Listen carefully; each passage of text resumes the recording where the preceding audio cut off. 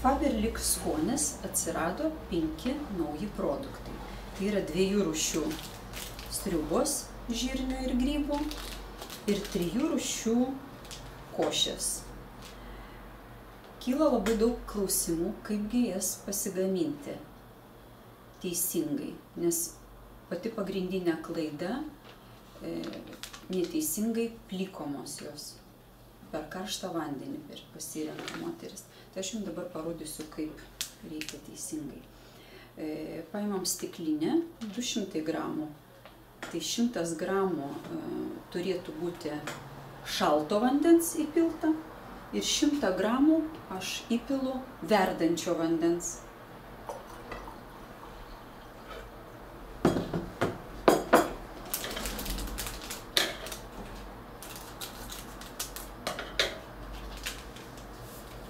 Kažkur temperatūra vandens gaunasi apie 60 laipsnių.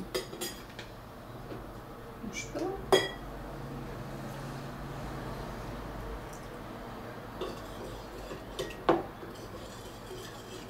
Išmaišom. Ir leidžiame išbrinkti 3-4 minutės. Skanaus.